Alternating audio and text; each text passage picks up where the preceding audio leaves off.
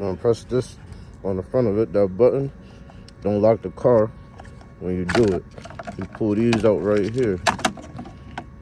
And then all you do is go over here.